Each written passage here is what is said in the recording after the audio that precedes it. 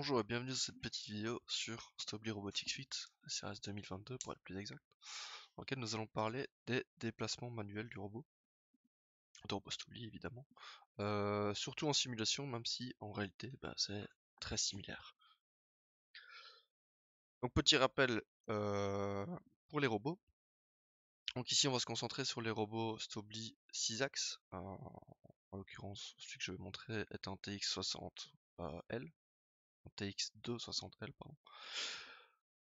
Dans lequel on retrouve plusieurs choses. Donc évidemment le robot est composé du bras en lui-même, la partie plus mécanique et on va dire oui mécanique avec les moteurs et les différentes articulations. Le contrôleur que je n'ai pas affiché ici, ainsi que l'éventuelle manette, ok, que j'appellerai Teach Pendant. Ok. Il y en a deux types, l'ancien modèle, le modèle CS8 et le modèle plus récent CS9. Bon, en fait CS9 ou CS8 c'est plutôt pour le contrôleur, mais la manette change aussi. Donc la Teach Pendant. Ici on va plutôt se concentrer sur la Teach Pendant du CS9 avec les robots plus récents. Beaucoup de concepts sont quand même peuvent être pris sur le CS8, jusqu'il n'y a pas la présence d'écran tactile comme vous voyez ici. Alors comme vous voyez le robot est composé de plusieurs parties. On a le pied qui est en bas, l'épaule, le bras, le coude, le poignet, pardon le poignet qui est au bout, l'avant-bras entre les deux, et le bout qu'on va appeler la main, sur lequel l'outil sera fixé. L'outil qui peut être une pince, une ventouse ou autre chose. Donc on va pouvoir passer sur SRS, après cette petite introduction. Ça on va déjà voir comment faire apparaître cette Teach Pendant dans le logiciel de simulation. Donc voici l'environnement Stobly, hein. Vous voyez qu'il y a plusieurs onglets. Ici j'ai déjà ouvert une cellule, je ferai une autre petite vidéo pour la création de cellules. Donc comme vous voyez on a un robot, un super robot avec un outil qui est déjà installé, une simple pince ici, qui est bien définie. On a une petite pile de capla, donc des petites planchettes en bois, hein. Ok. Et on a une palette sur laquelle on voudrait poser les caplas. Donc ça, ce sera pour les quelques premières vidéos, on regardera comment faire ça. Ici on va surtout regarder pour le déplacement manuel comment faire. Donc déjà comme vous voyez, il n'y a pas on n'avait pas encore la Teach Pendant, la télécommande, active. Donc pour ça il va falloir aller la rechercher.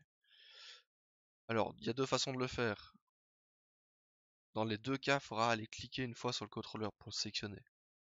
Parce que SRS permet de simuler plusieurs robots, donc il faut sélectionner de quel robot on parle. Donc ici, on va cliquer sur le contrôleur, soit faire un clic droit et aller rechercher l'émulateur ici, soit dans le bandeau ici, dans l'accueil, hop, afficher l'émulateur. Et vous avez une super fenêtre avec justement l'émulateur qui sera affiché. Donc ici il représente vraiment toute la Teach Pendant, hein, avec tous les différents boutons qu'on retrouve dessus et l'écran tactile au milieu. Donc maintenant qu'on a c'est déjà ça, on va retourner regarder ce qu'on a besoin de savoir pour pouvoir faire nos premiers mouvements. Donc ici il existe plusieurs types de mouvements sur le robot. On va voir le premier qui est le mouvement joint. Joint c'est quoi en anglais? C'est une articulation. Donc en fait le mode joint vous permet quoi? Il vous permet de faire bouger articulation par articulation le robot. Ça, on se dit bah c'est le mouvement normal, oui.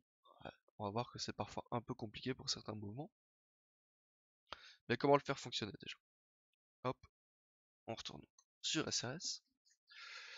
Donc les mouvements manuels sont appelés sur la Teach le jog, le mode jog. Okay, le mode jog c'est tout ce qu'on va faire manuellement, c'est pas le mode automatique. C'est là qu'on va faire les déplacements. Donc on peut aller rechercher là-dedans. Et vous voyez que on a plusieurs infos. On va aller chercher la première. Et vous voyez ici qu'il y a joint. Ça c'est pour les déplacements en mode articulation comme je vous le disais. Alors on voit qu'il y a plusieurs choses qui apparaissent, hein. Donc sur la teach, il y a tous les boutons sur les côtés qui sont des boutons relatifs au mouvement. Ceux qui sont sur l'autre côté, plutôt des boutons relatifs au menu. Et ici on voit que nos boutons mouvement, ils sont appelés J1, J2, J3, J4, J5, J6. Pourquoi? Parce qu'on retrouve 6 articulations. Une première juste ici au-dessus entre le vert et le jaune, une seconde ici, une troisième ici, une quatrième à ce niveau-là, une cinquième c'est la rotation du poignet ici, et la sixième c'est la rotation de l'outil par rapport au robot. Donc on retrouve bien nos 6 axes. Okay. Tous en 0,0 plus ou moins, alors j'en ai déjà un peu chipoté avec certains, vous voyez, qui sont plus tout à fait en 0,0. Les valeurs que vous voyez là, c'est les angles que forment chacune de ces articulations. Alors si j'essaie de bouger le robot pour l'instant, j'y suis pas encore. Ok. Va falloir activer plusieurs choses. En premier, comme on est dans un logiciel de simulation, pour éviter qu'il fasse des calculs tout le temps, il faut lui dire quand est-ce qu'il doit commencer à faire les calculs. Donc ici, on peut juste aller dans le control pad en haut et aller chercher le petit bouton Start ici pour démarrer la simulation. Alors, il y a certaines choses qui vont bouger sur le contrôleur pour qu'elles se remettent comme elles devraient être normalement. Alors, j'aime pas trop que le truc simulation prenne le control pad prenne toute la place ici, donc je vais le réduire. Hop. Et je vais laisser la teach pendant affichée comme on aurait en réalité. Hop, on va essayer de la resize. Voilà. Donc vous voyez aussi qu'il y a un petit temps qui est noté ici, il est grisé parce que j'ai appuyé sur play. Ça c'est quoi? C'est les steps, donc les pas de simulation. Donc le logiciel va faire les calculs de chaque step. Donc ici, il va faire un calcul chaque 100 millisecondes. Si on veut faire des mouvements précis, il va falloir descendre ce step, mais le mouvement sera beaucoup plus lent à ce moment-là. Ici, 100 millisecondes me convient très bien, donc je vais rester avec 100 millisecondes. Alors, ensuite, vous voyez que ce bouton-ci est passé en bleu. Ce bouton-ci, c'est quoi? C'est le bouton qui vous permet d'activer ou de désactiver les moteurs. Quand il n'est pas en bleu, les moteurs sont désactivés. Quand j'essaye de bouger, hop, il me dit, il râle un peu, il me dit qu'il veut pas. Alors il veut pas ici pour plusieurs raisons. En premier, parce que ici vous voyez qu'il est dans un mode un peu spécial. On va recliquer sur manuel. Alors on va prendre manuel fast.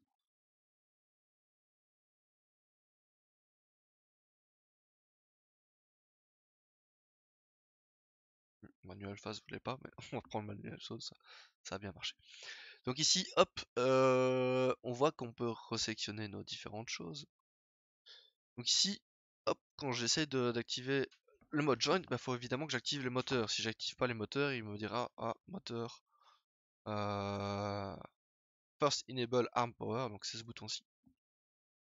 Alors ce bouton-ci sur une manette réelle, vous avez une sécurité derrière qui fait que quand vous relâchez cette sécurité, ce bouton-ci se désactive. C'est ce qu'on appelle la poignée de l'homme mort. Okay. Confirme que vous avez bien la manette en main et que vous ne l'avez pas lâché ou que vous l'avez serré trop fort en cas d'électrocution. Donc ici, on est en mode joint, on a le moteur activé, la simulation activée, le robot va pouvoir bouger. Alors première chose avant de bouger le robot, en simulation c'est moins grave, mais en réalité c'est bien de regarder la vitesse. Ici je suis à 100%, c'est assez rapide. Okay.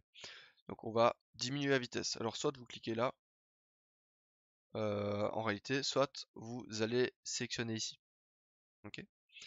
Donc si je diminue la vitesse ici, hop, je vais passer à 10%. En réalité, moi je travaille souvent à 10% sur le robot physique. En simulation, ça n'a pas trop d'importance. Je peux rien casser. Donc on peut voir que si je bouge si j'appuie sur chacun des axes, je vais pouvoir les faire tourner.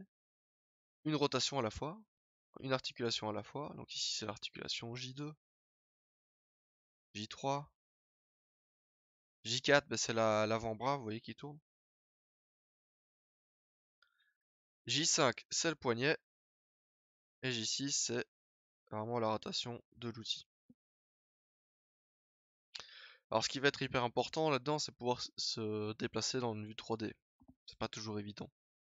Donc pour ça, vous avez le zoom, c'est la molette, hein, comme sur la plupart des logiciels de simulation. Vous avez un déplacement latéral qui se fait lorsque vous faites un clic molette et vous le maintenez. Okay, vous faites une translation. Et alors si vous voulez faire une rotation, il y a deux types de rotation. Il y a les rotations libres. Ça c'est un clic molette plus un clic droit. Ok. Ou un clic droit, ça marche aussi. Et si vous voulez faire une rotation centrée sur l'axe de la caméra, il faut plutôt mettre la souris sur le côté, sur le bord de l'écran. Ok. Donc ça c'est la même chose sur 2019. Sur le bord de l'écran, ça marche mieux sur 2019. Ici vous voyez qu'il me laisse un peu le faire un peu n'importe comment. Mais voilà. Alors, on voit qu'on peut bouger notre outil, hein, donc je peux toujours faire mes rotations, mes divers mouvements. Par contre, si j'ai envie d'aller chercher un cap là, vous allez voir qu'on va être vite gêné par ce type de mouvement. Dans le sens où si j'ai envie d'aller chercher un objet, il va falloir que je fasse bouger beaucoup d'axes pour faire un mouvement relativement simple. On peut aussi aller chercher avec le cube, ça marche très bien, si on veut des orientations précises. Hop. Donc ici, hop, si j'ai envie d'aller rechercher la pile de Kaplan, il faut que je me mette plus ou moins au-dessus. Donc il va falloir que je bouge le J3, le J2, encore un peu de J3. Et puis voilà, il faut que je rebouge le poignet. C'est pas super pratique. C'est pour ça qu'on a d'autres modes possibles. Bon, vous voyez qu'ici, je pensais être sur la pile de Kaplan, je suis quand même complètement à côté, hein. Okay. Si je fais une rotation, hop, je suis bien latéral. Encore ici, j'ai réussi à être bien droit, mais c'est plus ou moins au hasard. Okay. Donc si j'ai envie de faire des mouvements plus précis, de façon plus simple, je vais pouvoir passer sur l'autre mode. L'autre mode, c'est quoi? C'est le mode frame. À ce moment-là, on n'est plus en mode articulation, on va pas faire bouger articulation par articulation, on va faire un mouvement cartésien. Un mouvement cartésien, c'est quoi? C'est selon un repère cartésien. Donc imaginez le repère x, y, z orthogonal, ok, orthonormé même, où on a un axe x, un axe y et un axe z qui sont orthogonaux entre eux. Ok. Alors, petite info, quand vous avez un repère comme ça, on utilise en général un repère droit. Un repère droit, c'est quoi? C'est un repère qui suit la règle de la main droite, globalement. C'est-à-dire quoi? C'est-à-dire que si vous prenez votre pouce de la main droite, évidemment, votre index et votre majeur et que vous les mettez chacun à 90 degrés l'un de l'autre, orthogonaux l'un à l'autre en réalité, et ils vont se suivre dans un certain ordre. Si vous le faites avec la main gauche, vous allez voir que le repère est évidemment symétrique. Donc il y a deux possibilités de le faire. Ici, ce sera toujours un repère droit que vous allez utiliser. On le voit ici. Vous pouvez essayer avec votre main droite, essayer de refaire X, Y, Z. Vous allez remarquer qu'il n'y a qu'une seule façon de positionner le Z. Si je positionne déjà X et Y. Okay. Alors, le repère frame, parce que c'est pas tout. Le frame, c'est un mouvement cartésien par rapport à un repère fixe. Quel est ce repère fixe? C'est un repère qui est, globalement, vous avez une représentation ici du repère. Okay. Vous avez le Z qui part du pied du robot et qui monte. Alors évidemment, si le robot est à l'envers, c'est dans l'autre sens. C'est-à-dire s'il est accroché au plafond, le Z descend. Le X, il vient toujours de la prise qui est derrière et ressort vers l'avant du robot. Okay. Donc si je prends la prise, vous la voyez ici. Hein. Okay. Hop, ça sort de la prise et ça va vers l'avant du robot. Et alors le Y, là, si vous avez déjà positionné le X et le Z, le Y ne peut avoir qu'une seule direction. Et ici, c'est vers nous. Enfin, vers nous quand je suis sous cette vision-là. Si je prends la vision de face du robot, le Y part vers la droite. Okay. Mais ça, c'est seulement quand je suis de face. Donc ça, c'est votre repère frame. Alors le frame de base, il s'appelle le world. D'ailleurs, vous le voyez ici. Il est nommé world. Okay. Le world du robot, c'est ce repère fixe. Il est fixe par rapport au pied. Alors attention que c'est un peu spécial parce qu'il est fixe par rapport au pied, mais en réalité le 0,0 est situé plutôt à cette hauteur-là. Bien dans l'axe, mais à cette hauteur-là. Alors si on essaie de se déplacer en mode frame, on a qu'à cliquer sur frame ici. Ok. Si je prends la Teach Panel d'un peu plus près, vous voyez qu'ici on a X, Y, Z, RX, RY, RZ. Ok. Alors X, Y, Z, cette fois-ci c'est plus des angles, c'est des millimètres. Donc par exemple ici en X on est en 68 à 68 cm du 0,0. Ok. On peut le voir, hein, si on se met en vue du dessus. Ok. En X on s'est déjà pas mal éloigné. Le robot a une portée d'un peu plus d'un mètre. Ok. Donc ici on s'est déjà pas mal éloigné en X. En Y, bah, on est seulement à 29 cm. Ok, là le 0 Y est là, hein. Et en Z, on est en négatif. Pourquoi en négatif? Parce que si je prends une vue ici, peut-être un peu qu'elle reset à chaque fois. Si je prends une vue latérale, on voit que mon outil il est ici. Ok, le point final de mon robot, l'extrémité du robot est ici, qui est inférieur au 0,0 que je vous ai dit qui était ici. Ok. Bon, en réalité, l'outil qui est utilisé ici, c'est enfin, il n'y a pas d'outil utilisé, c'est-à-dire que le truc est défini par rapport au flange, qui est ceci. Ok. Ça, c'est le flange. Donc le flange ici est 18 cm en dessous du point 0,0 qui est situé là. Hop, en Z. Alors qu'est-ce que me permet de faire le mouvement frame? Bah ici, je vais pouvoir me déplacer selon les directions que je veux. Donc si je me mets sur une vue, hop, je vais reprendre la vue du dessus, c'était bien. Si j'ai envie de me déplacer par là, c'est un déplacement en X, X positif. Ok. Alors faites attention ici, j'ai pris ce repère là, mais en réalité celui qui est important c'est celui-ci. Ok, Y. Si je veux faire du X négatif, hop, je reviens. Pourquoi? Parce que mon X positif est dans l'autre sens, donc X négatif. Pardon, X, X positif, hop, voilà. Et vous voyez qu'il trace tout bien évidemment des droites en carré ici. Hein. Okay.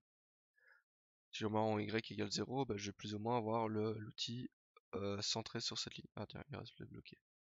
Hop. Voilà. Ok. Bon, même chose pour le Z, hein, il n'y a rien de très spécial. Le Z, si je descends, hop, je descends. Alors faites attention parce qu'ici, évidemment, je serai dans la table pour un vrai robot. Ok. Alors, petite chose, c'est que vous voyez que le robot descend, mais descend en gardant la même position de l'outil. Okay. Donc si j'essaie de faire un mouvement en X, en Y, pardon, en Y, vous voyez que mon outil garde la même orientation. Même chose quand je fais un mouvement en X. Okay. Pourquoi? Parce qu'on peut faire les translations dans un mouvement en repère cartésien, mais on peut aussi faire des rotations. Okay. C'est pour ça que vous avez ces trois autres boutons ici. RX, Y, RZ. Ça correspond à quoi? Ça correspond à une rotation par rapport au centre de l'outil. Donc pour l'instant, le centre de l'outil, c'est le flange. Juste cacher ce truc là, ce qui m'embête. Voilà. Donc c'est le flange qui est ici. Alors il me l'affiche quand même, tant pis. Ok. Donc ici, si j'essaie de faire une rotation par rapport à ce point-là, si je vais faire une rotation de l'outil, il va me faire une rotation autour de, on va prendre Y, hein, parce que c'est l'axe qui est, vous voyez, vers nous. Pardon. Une rotation, hop. Vous voyez que le point qui correspond au centre du flange ne bouge pas. Par contre, on tourne autour. Ok. Donc quand on fait une rotation selon un axe, en fait, on tourne autour de cet axe. Si je fais une rotation en Z, bah, vous voyez que mon outil, je peux le tourner. Ok. Alors comme mon truc est pas tout à fait droit par rapport au repère, hein, vous voyez que le repère est un peu pas très plat. Ok. Ah, ok. Si je fais une rotation en Z, hop. Désolé, je vais trop vite. J'ai une rotation en Z, vous voyez qu'il y a un point qui bouge pas et c'est un point qui est ici. Il tourne sur lui-même, mais il ne bouge pas. Ok. Alors rotation en X, bah, c'est la rotation selon l'axe X. Donc l'axe X qui vous voyez ici va vers la gauche.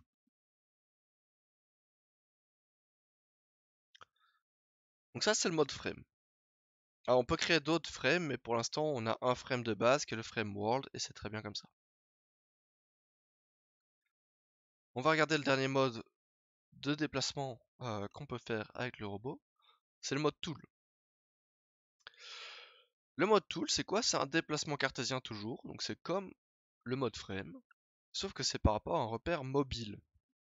C'est quoi un repère mobile? Bah ici on en a un, c'est ce repère là.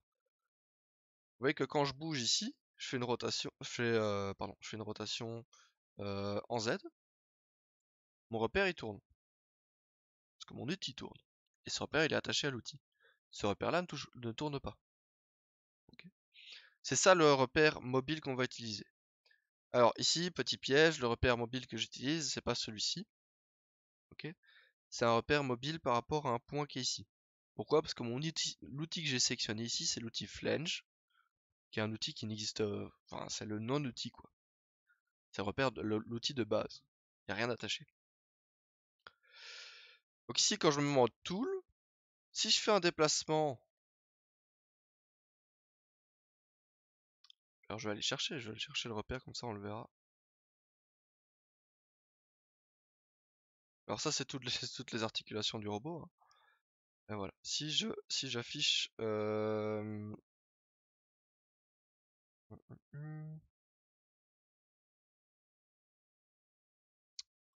si j'essaie d'afficher l'outil.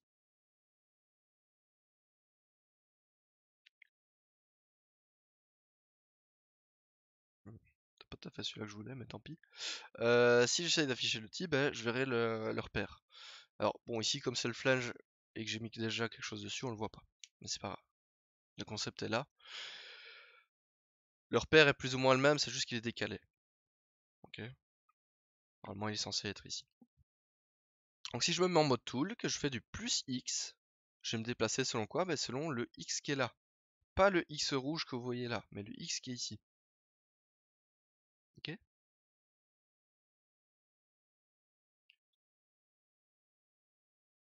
Même chose, si je fais du moins Y, ben, je vais me déplacer selon l'autre direction. Du Z+, je descends ici. Pourquoi? Parce que mon repère est inversé. Okay. L'outil va vers le bas. Alors, normalement, le repère de l'outil sort toujours de l'outil. Il rentre pas dans le robot. Je préfère le définir comme ça. Donc ici, je peux aller descendre, monter. Okay. Je peux toujours faire les rotations. Attention que si je fais une rotation ici, si je fais du RZ, je fais tourner mon repère. Ce qui fait que si je fais du X+, je me déplace dans cette direction. Quel est l'intérêt de ce mode-là par rapport au mode frame? Bah, si je suis proche de l'outil, et j'ai un repère par rapport à l'outil, je sais faire des rotations autour de cet outil de la façon que je veux. Ok. Si je suis en mode frame et que mon outil il est à 45 degrés, hop, on va le mettre à 45 degrés. Bah, si je veux faire une rotation autour de X en mode frame, je vais faire une rotation comme ça. Pas top. Ok. Parce qu'elle n'est pas alignée avec l'outil. J'ai envie de prendre le cap là de côté, c'est pas vraiment ce que j'ai envie de faire. Si je me mets en mode tool, je fais une rotation autour de X. Vous voyez que mon outil garde sa rotation autour, bon normalement il est censé être centré là, autour de ce point là. Ok. Voilà. Alors, il y a un dernier mode qu'on verra dans la prochaine, j'en parlerai dans la prochaine vidéo. C'est le mode point.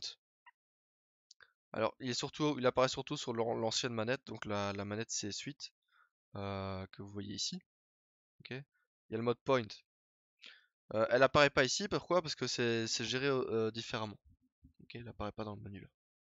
Alors, petite info aussi, le menu que vous voyez au-dessus, vous pouvez le récupérer pour aller plus vite en allant par ici.